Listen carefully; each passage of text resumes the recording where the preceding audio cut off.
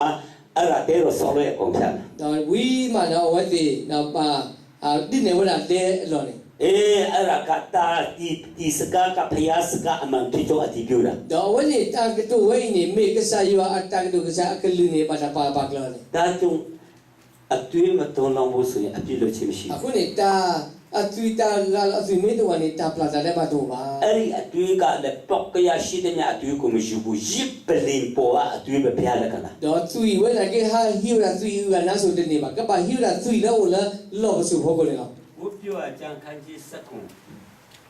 Yemoshe the scenery. I'm going to send me. Live at the Oh, Moshe. Moshe the scenery, sorry. Sakon Angesati. The Moshe said the scenery a sabot the sea turning. Tanya attacked the move Ola at 3. Does you hear all the Thita Lula Poco? Tito Akamata Puplet Thita or Lady Tatsuine Matama Puplet Lapa or Ukanaga doing the dire, no Kuini, no Mura Lata 3 wo. Luri a PPC poa dwere. Lapa Hogobo Tadepa Plagone, A tuiku piaga tini palusu lakana. Kasaya 2 lower 3. Jippelin poane a tuiro abingaro a pillow rapid. A Hone Tatsuila or Lobos of Hope, Lobos of Hogo, a Hone, a Puplet of Tadeba. A pipida yaga a tuipide. Lepta Plata de Bagon made a Tatsuila. Datum napati tini a pipilu chinga a tuiro, Jesu Christo a tuiro. A Hone no he tell it a Plata Gama when it turned me like I say, shoot to you know. Pega a tuiro so jippelin poa tui. A 3 Bella, 3 Ola, Lobos of Hogo. Ibia kanji to say. The Brisa will see. I'm here to say. A sabo to see.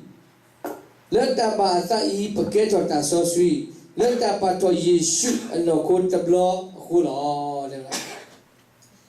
Jesu kare matira. As I should do a letter to Zuyalone. Jippelin pide. Me whether not Talilona. Yipu sorale. Now me whether Talulo. Datum Payaga Lakana, Jippelin poa a tuba lakana. A Hone, I like to say a 2 Ludi me whether Tafila or Talila Hokolino. You are kanji saku. Leo a settled sequi. Ange don't send, don't say. A sabo the seat the city. Secola. Saku, Ange don't say. Leo a settled sequi. A sabo 33rd or 30 Louis. Meme do to the Yeshu or Tiwella a Tite leader, the Macaba call, Duba. Pasara Pati put a set of Agapala board or Tathri or T. Hello, what the Cocala. Get every male. Ye should lawaka de mati rechema. Pegs I shoot you out to Yalore. Sit to Yeka Nampego, Lanet Hujema. Penny, now Tukore, aware 7 a ball like a pagane. 3 years. There was that 3 or T had order. I never Tamnale. T or 3 had order. Ba in Twitter like a job. Madi had a sole, a 3 had a sole, a T had a sole. Do dear Battle. Tia had a Ye.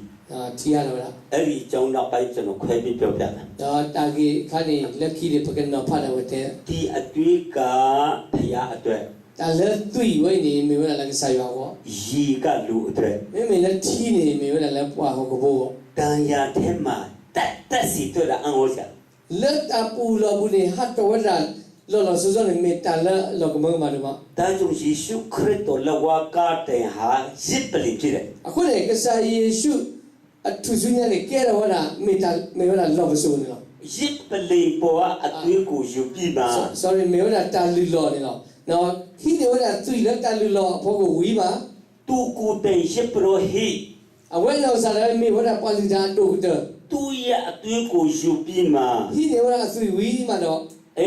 Conky Potatora. Now, let's what I saw Muko. Eric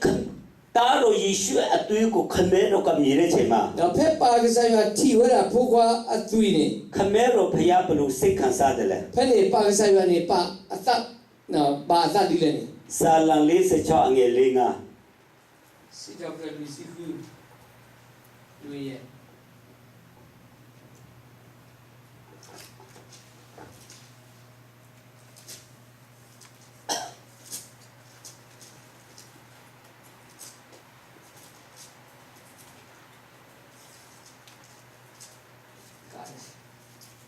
see the blood is the child.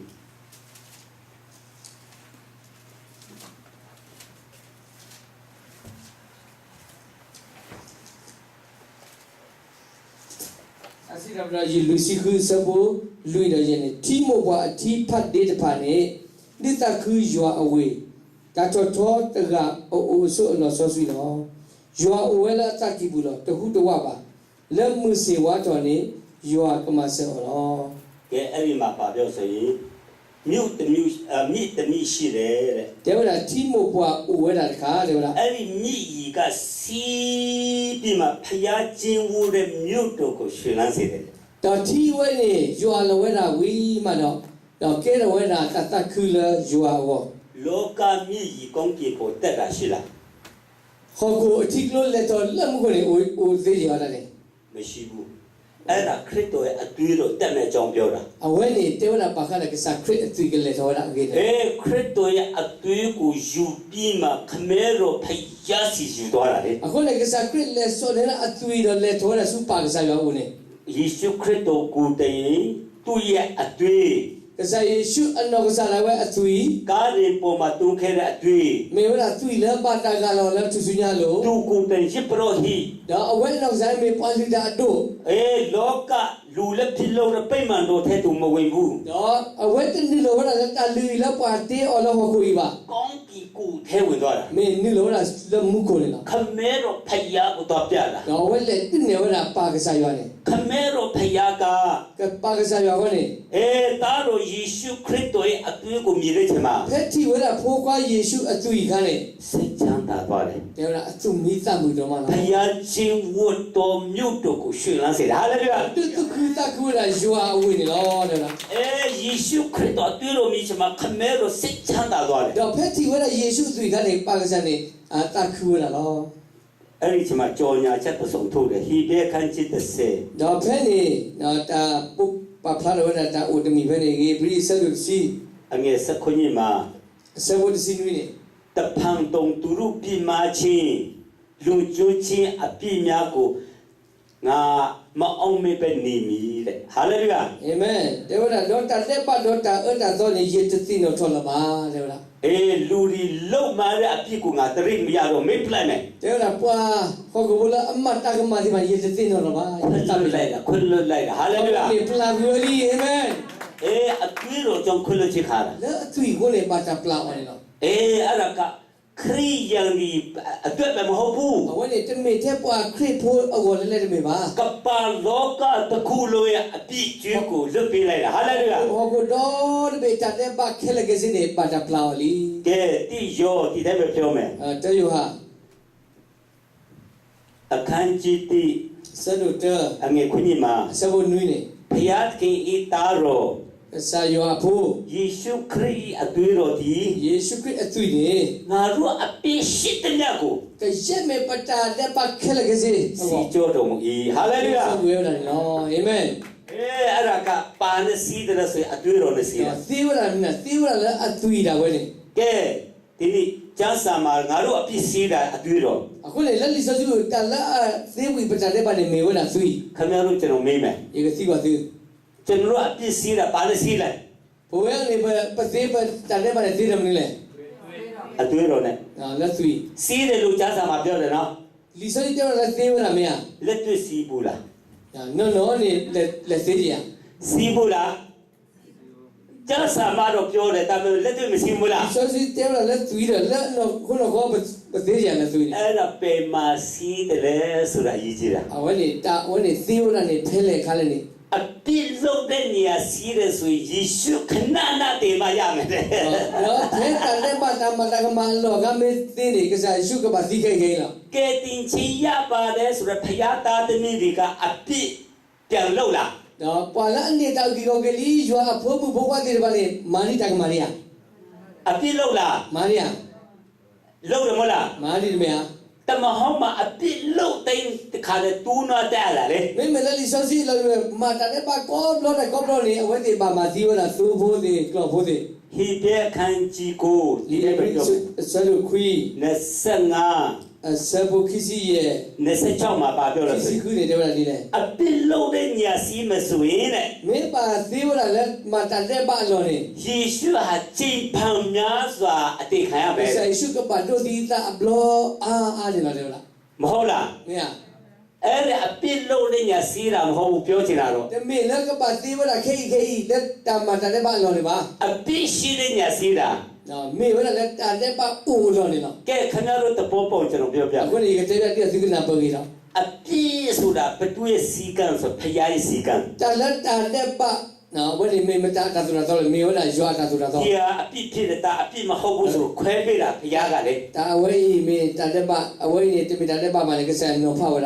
ဖျားတာအပြစ်လို့မတတ်မှန်အကုန်လုံးလှုပ်ရှားဖြစ်သွားမယ်မဟုတ်လား Kasa ya me te pa pano la Tande Ba ba Tagi ba ni Kekero wala Tande Ba Kama Kela Kesila ဖျားကတာအပြစ်ဖြစ်တယ်ဆိုတော့ဖျားကိုကြောက်တဲ့လူကပရိအိုနေရတာတဲ့လား Kasa me te ta hai Tande Ba lo ni pa la application di ba ni ba Tuga preje အဲ့ဒီအပြစ်ဆိုတာဖျားစီကံ Akuni Tande Ba ni me la Joa Tatura ကဲ Tol နမူနာပြောပြမယ် Kutelo gai အဖေတယောက်ကတားကိုလိမ္မာစေချင်တယ် Pariga ni edola phu naglu phukwa naglu တားကိုစီကံချက်ထုတ်ပေးထားတယ် Tudo ni Tatura Tol phukwa ko ငါတားဒီအပြစ်တွေမလုပ်ရဘူး phukwa ni ba ma Tande Ba di phai ba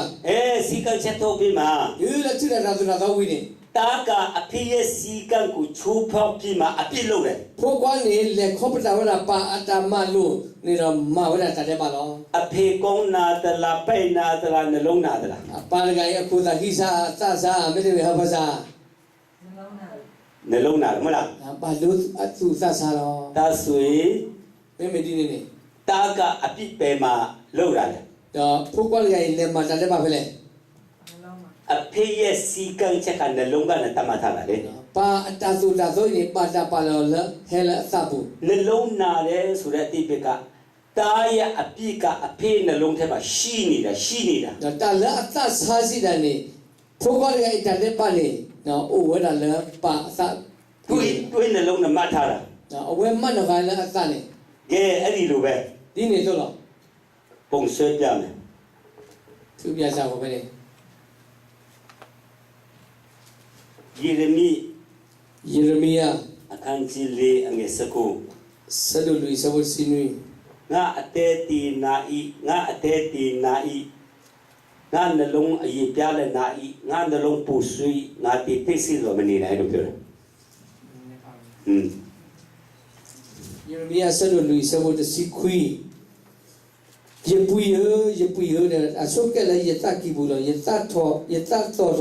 yo o bo la ke ba ge di ye ta de na hu kwe to ta tu ta ya so so lo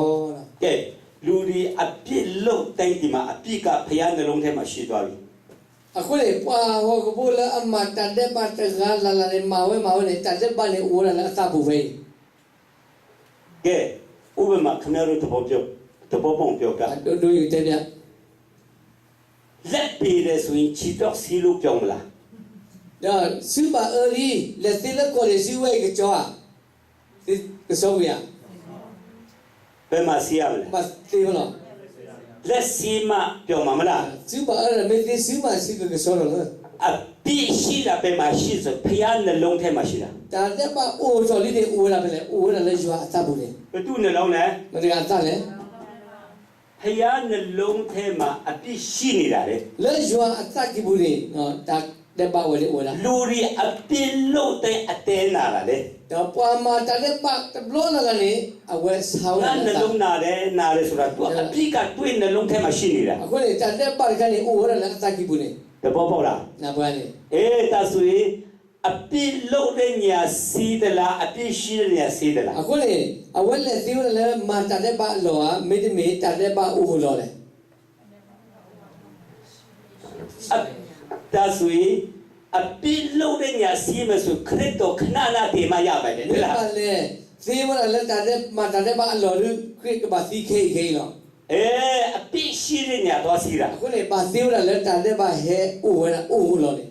ဟာလေလုယာ Amen ယေရှုခရစ်တော်ကသူ့ရဲ့သူ့ကိုယူပြီးမှခမဲတော်စီဝင်သွားတယ် Kasai shu de hi wala asu wi ma le ni lo asu pa kasai yo ခမဲတော်ကိုဒီမှာတွေးတော်အတွေးတော်ပြလိုက်တယ် Akule we tu ne wala asu le pa kasai yo ခမဲတော် Kata lo Yesu Kristo atuiro api mesira atuiro mire chama. ဒါပါကစားရွာဖက်တီဝရဖိုးခွာယေရှု၏အသွေးလက်အတူတော့တန်တဲ့မအခါနဲ့ api shitnya ho sijo lai le.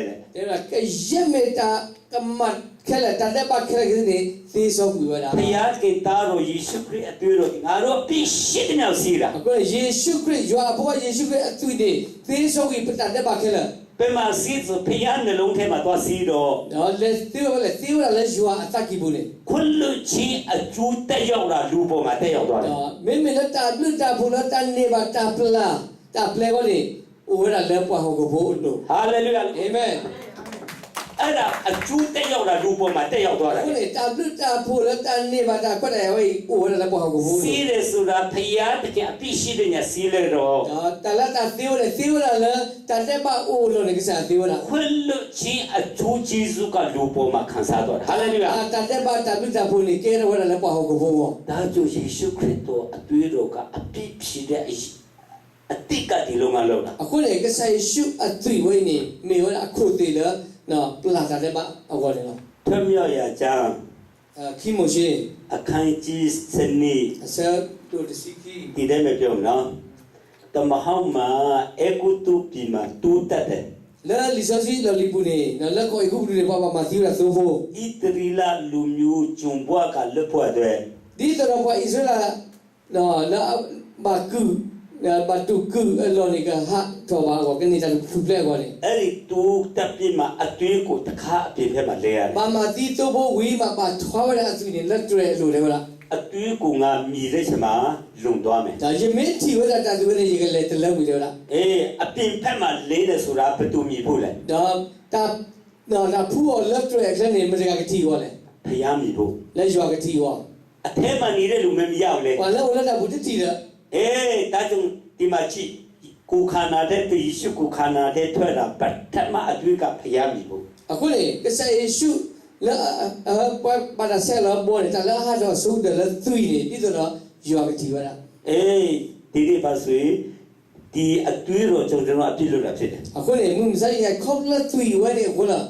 ထူပလက်ပြီးတော့စားတယ်ပါလေ ယောရှုမစာ ဒီယေရှု အခန်းကြီး2အငယ်7ဒီနေ့ပြောမယ် ဆတ်တို့ခွေးစဘောတစီခွန် ဂျီရုခေါမြို့ဖြတ်စီးတဲ့ချိန်မှာ ဖဲပါမလဲမဟာဝဝေယရီခိုကနေ ပိတစာယာခက်ကထောက်လန်းရေးတရှုနဲ့ရောက်ကိုသူလက်ခံပြမှာကဲတာလေ ဖဲနေခဲတဲ့မူနော်ကနေအဝဲတူလို့ဝဲတာတော့ပွာလဲကွာဟုကစီတာခီရတော့ဥကေကောကေဝဲ ဒီမြို့ကိုဖြတ်စီးတဲ့ချိန်မှာငါနဲ့တကွာငါ့ဆွေမျိုးသားကိုအသက်ချမ်းသာပေးပါလေ တေဝရာခေဝရာတာအလဖဲတာဟဲမဟာဝဝေကနေရရရီဘောမနေမောတိကတိဘူဖလက်ဝါ ဒါဆိုရင်မင်းနဲ့ဆက်ဆံတဲ့ဆွေမျိုးအလုံးမင်းအိမ်မှာခေါ်ထားလိုက် မေမေဒီနေကကြက်မေပူရီလာပါချွနာခဲလက်ကေကောဦးကောကလည်းနေနေ ငါတို့လာတဲ့ချိန်မှာဂျူးနီတချောင်းကိုအပြင်ကနေခါလဲဆွဲပေးတာဂျူးနီ ဖဲဖဲခါနေပါဖလာတာပနောဆဲလောတေဝရာပလီအခေါ်ဘောလေဝရာ အဲ့ဒီဂျူးနီကယေရှုတွေ့တော်ပုံစံ ဒေါ်တာအခေါ်ပလီအခေါ်တာပနောဝိနေမေကဆိုင်ရှုသူတာပနောလော အထက်ကလူမမြအောင်အပြင်ကလူပဲပြရတယ် လက်တာပူနေပါတိပါပါတီဝဲလက်တာကလဲနေလော ဖျားမိဖို့ဖြစ်တယ်အာမင် ဒီတော့ရွာကတိကောနေလောအာမင် ကိုလိုတဲ ဒီကလောဆဲ အခန်းကြီး1အငယ်20မှာ အဆက်တို့တဆဘုခီစီနေ ဒါရောယေရှုခရစ်တော်လက်ဝါးကားတဲ့မှာတွန်းခဲ့တဲ့အသွေးတော်ကြောင့်တဲ့ ခေါပလဖို့ခွာယေရှုခရစ်ကလောအသူလက်ထုဆုညာလို့ကိုနေ ဖျားနဲ့လူကိုရိုင်ကြီးစီပြီးမှာ ရွာတော့ပွာကညောနေနော်ပါတာမှာခုမှဖို့လိုက်ရော ဖျားနဲ့လူကိုမိတာဖွဲ့စေတယ် ကဲတော့လည်းဒီတော့ပရီလိုနာကြီးပစကတိကိုလည်းရွာတော့ပွာကညောနေ အာမင် အာမင် ရိုင်ကြီးတာအဲ့ဒါအသွေးတော်ပြလွတ်ပြီးမှလူနဲ့နီးနီးကက်ကနေလို့ရတာလေ တလက်တာပါလို့ဖို့တင်းနေကောပြောနော်မေဝလာခေါပလအသိဝင်နေပါတာပလာဝီရော အရင်တုန်းကလူရဲ့ဖြစ်ရင်ပြောပြမယ် လမ်းညာပွားကိုဘို့တာဥဒနေကြပြ စာတန်ရဲ့အဖျားရန်သူအကြီးဆုံးကစာတန် ရွာအဒီဒါတို့တယ်မင်းစာရမကောလီ လူကဖျားစကားနာမထုံပဲစာတန်စကားနာထုံတဲ့ကြောင့် ဟောကိုဘို့ဒုကနာကဆာရွာကလေးပါမေလက်ဒုကနာမကောလီကလေးဝင်နေ အေးစာတန်ရဲ့လူဖြစ်သွားတယ် ကဲတော့ဝင်မကောလီ အလူလောလူနဲ့ဖျားကရန်သူဖြစ်သွားတယ် နော်အိုးရနေခေါပလဝဒုနာမကောလီဝင်နေရွာတော့ပွားဝင်နေကဲတော့လိုက်ဒီဒါ ဒါကြောင့်လက်ဝါးကားတယ်မှာတွန်းခဲတဲ့အသွေးတော်တော့ အခုနေခေါပလသူလာကလာတော့ချူချူရလို့ခွနေ ဖျားနဲ့လူရန်ကိုညှင်းစေပြီးမှ ရွာတော့ပွားဝင်နေအတာပ ဒီတော့ဘာဖုလို့ရိုက်တာကော ဖယားနဲ့လူမိတ္တာဖွဲ့စီတယ် တော့ကဲရိုက်တာဝေးလို့မလဲ အဲ့ဒါအတွေးတော်ကြောင့်အပြစ်လွတ်သွားတာ အဝနေခေါလို့လဲအသွေးကိုနေတန်တဲ့ဘာသာပလတ်ပြီး ဟာလေလုယာ အာမင် အေဖက်အခန်းကြီး အေဖေဆုဆဒို နီအငယ်73မှာ ဆဒိုခီဆိုဝစီတဲ့ ယေတာတော်ယေရှုခရစ်အသွေးတော်အပြည့်တဲ့ ခေါလို့လဲဖို့ကွာယေရှုခရစ်အသွေးကိုနေ ဖယားနဲ့လူအနီးကရောက်သွားတယ်လေ ယူရတဲ့ဘာကိုနေအိုပုလို့ရိုက်တာတယ် အထက်မှာတော့လူနဲ့ဖယားဝေးနေတယ် လဲညနေယူရတဲ့ဘာကိုနေရှိလို့တာ အသွေးတော်အပြည့်အနီးကရောက်သွားတယ် ခေါလို့လဲသွေးကိုနေပုရိုက်ခဲ့တာတယ်လား အဲ့ဒါကပါဆိုအပြစ်လွတ်ခြင်းအပြစ်မှာ အဝနေမေလဲနေပါတာပလာတာကမှာဝီမ လူထဲမှာဖယားရောက်လာတာဖြစ်တယ် လက်ဘာကိုနေယူရတဲ့တူလိုက်နော် ဟာလေလုယာ အာမင် ကဲတာကြောင့်ယေရှုခရစ်တော်လက်ဝါးကတွေမှာတွန်းခဲ့တဲ့အသွေးတော်ကြောင့် အခုနေခေါလို့လဲယေရှုခရစ်နော်အသွေးပါကလာတဲ့သူစညာလို့ခေါ်နေ ကျွန်တော်တို့အပြစ်ခွင့်လွှတ်ခြင်းခံစားတာ ဟောတာကိုယ်ကလည်းဘယ်လိုလဲပလာတာတဲ့ပါ ဟာလေလုယာ အာမင် ကဲထပ်ပြောမယ် တဲ့တော့ ဒီနေ့ဝိညာဉ်တစ်ခုကယေရှုဝိညာဉ်ကအောက်ဆင်းနေတယ် ဒါဖေးရင်နေနော်ယေရှုခရစ်တော့စနေလေဝရစုပလူ လူသားလူစားတိခံတဲ့လူဤဝိညာဉ် ဝါဟောကိုဖို့လာဟဲခင်းရောလာဖိတညာကေဝဟောကိုဖို့အနော်စနေ လူသားယေရှုကိုခန္ဓာတည်တယ် ယေရှုအနော်ကိုလမေရာဘောကိုဤသီဝနာ လူသားယေရှုဝိညာဉ်လူသားငရဲသွားမကိုစမရဏနဲ့ငါတော့ခံပေးတယ် အခုနေပါကညောယေရှုတကယ်ပါညောဘုရားတကယ်ဤလက်ပေါ်ကပါလေစုလရာကိုနေအဝဲလေတူဝဲတာဒါလက်အဝဲလေပလူနေ အောက်ဆင်းတဲ့ဝိညာဉ်ကစာတန်ကိုတော့ဖိုက်နေတယ် အခုနေသလာလေလို့စုပလူနေမေဝလာလေတိတာတော့စာ အပေါ်တက်တဲ့ဝိညာဉ်က မေမေနော်သလာထောစုမှုကိုနေ ခရစ်တော်ဆိုတဲ့ကပါမတီမရှိတဲ့ဝိညာဉ်လေ မေဝလာခရစ်အသလက်တခိလဟောကိုကဲဒီပါလေဥပါစလီနေ အဲ့ဒီဝိညာဉ်ကအသက်ထွက်လာတဲ့ကောင်းကင်ဘုံတက်သွားတယ် နော်သဝဲတိမေသမှုဟာနေလေထောစုမှုကိုနေနော် လူအတွက်အယူခံဝင်ပေးတာလေ နော်လေဝဲတာတော့တဲနေတာလဲပေါ်ဟောကို တလောကလုံးအပြစ်ကိုလွတ်ပြီးတဲ့ချိန်မှာ ဘယ်ဝဲပလာဝဲတာကိုတော့ပေးတာတဲ့ပါဝီခါနေ ယေရှုဝိညာဉ်ကအောက်ရောက်နေပြီအဲ့ဒီချိန်မှာ ယေရှုအသခေါနေနော်ပါကညောဘုရားယေရှုတလည်းလေဒီလာလက်တာပေါ်လာတယ် ခမဲတော်ဤဝိညာဉ်ကိုမရဏနဲ့ငါပြန်ဆင်းသွားတယ် တော့ဖဲနေနော်ပါအသနေနော်သဝနေကီလိုဂရယေရှုလူဘူးနေ ယောမအခန်းကြီးရှိ ရိုမေဆဒုခော အငယ်စတိဖတ်ပေးအေး ရိုမေဆဒုခောစဘုတ်စီတာတော့ပါလာတူကဆက်တဲ့ယေရှုလက်တာသီးတကအသမေဝဲဆိုလက်သူဘူးတော့ပါလာတူကဆက်တဲ့ခရစ်လက်တာသီးနေကမမှုတော့ကေသူနော်ခိုလအတိသိလက်အသလက်ဝဲဆိုလက်သူဘူးခိုလော ကဲအဲ့ဒီမှာပါပြောတယ် ဖဲနေတဲရတယ်နေ ယေရှုကိုတည်ခြင်းကပြန်ရှင်စေတဲ့ဖယားဝိညာဉ်တော်တဲ့ တဲလားဒီဖာတော့ငါဆက်တင်နော်ယေရှုနော်ပါလာတူကဆက်တဲ့ယေရှုလက်တာသီးတကအသတဲလားမေဝလာယွာအသ အာမင်ဒီမှာယေရှုဆိုရင်လူသားနာမယ်